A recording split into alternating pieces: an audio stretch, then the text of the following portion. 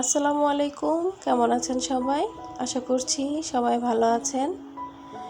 কিচেনের জন্য কিছু টুকিটাকি জিনিস কিনলাম, সেগুলোই একটু শেয়ার করে নিচ্ছি আপনাদের মাঝে, আমার প্রিয় আপুদের মাঝে।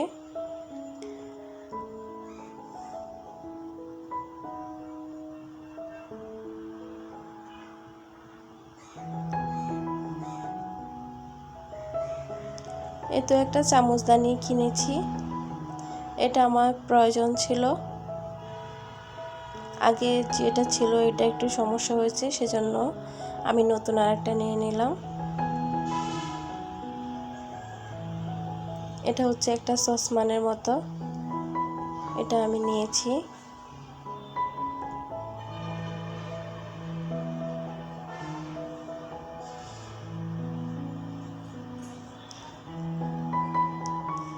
এখানে একটা কড়াই নিলাম, এটাও আমার প্রয়োজন ছিল।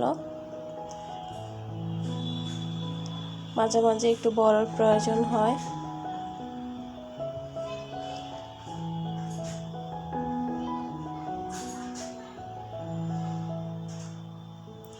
আমি ভেবেছিলাম এটা স্টিল টাইপসের, হয়তোবা ভিতর দিয়ে কালো হয়ে যাবে। পরে দেখলাম যে না, পিছনে একটা স্তর আছে, কালো হবে না। আর চামচদানিটা চায় না।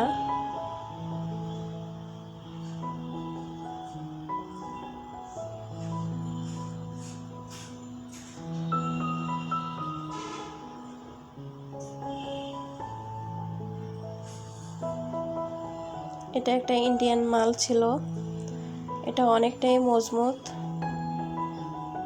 এটা সম্ভবত 400 টাকা নিয়েছে, আর চামচদানিটা নিয়েছে 380 টাকা।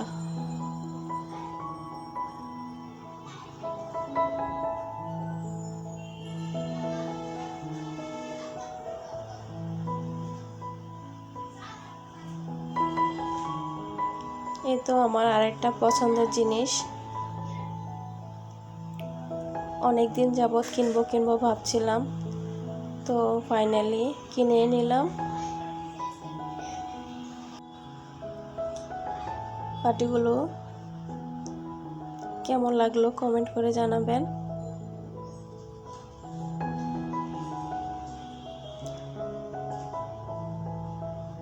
$271 এটার দাম।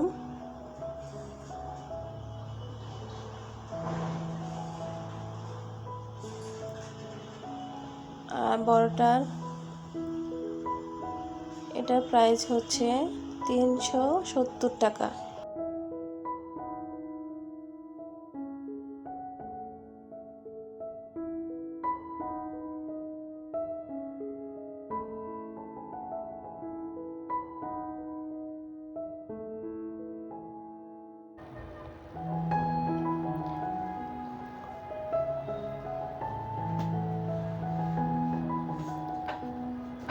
তো আজকে রান্না করে নিব গরুর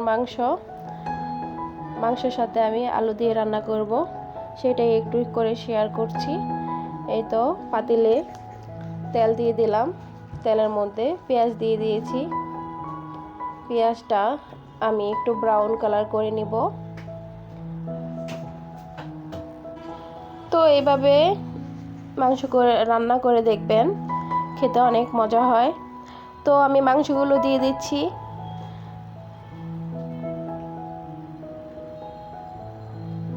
মাংসগুলো দিয়ে দিলাম, একটু নেড়ে ছেড়ে দিচ্ছি।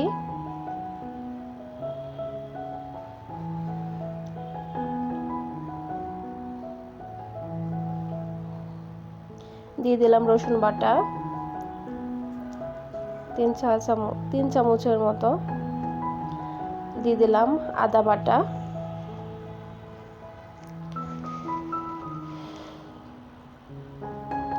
এখন দিয়ে দিলাম জিরা বাটা।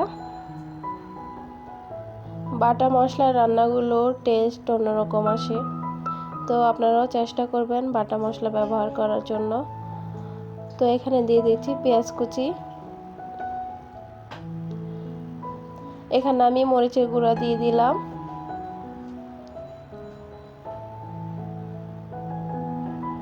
এখন দিয়ে দিব হলুদের গুঁড়ো,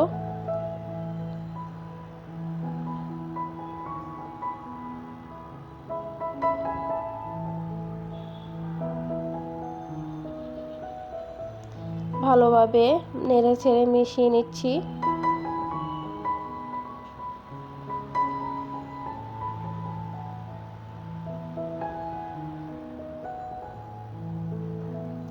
এখন দিয়ে দিব পরিমাণ মতো লবণ,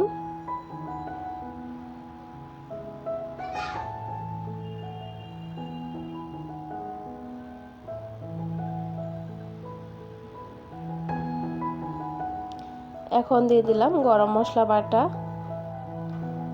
গরম মশলা বাটা বলতে এখানে জায়ফল, জয়ত্রী, দারুচিনি, এলাচ, লবঙ্গ, গোলমরিচ সবগুলো একসাথে করে বেটে নিয়েছি, সেটাই আমি দিলাম।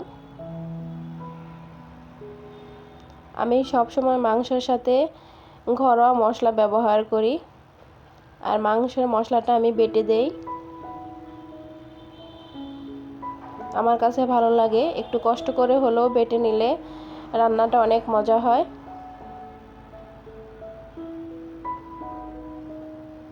মাংসটা ভালোভাবে কষিয়ে নিব। এখন দিয়ে দিব আগে থেকে ভেজে রাখা আলু। আলু ভাজার টাইমে আমি সামান্য লবণ আর সামান্য হলুদের গুঁড়ো দিয়ে আলুটা ভেজে নিয়েছিলাম। এখন মাংসের সাথে ভালোভাবে মিশিয়ে নিতে হবে।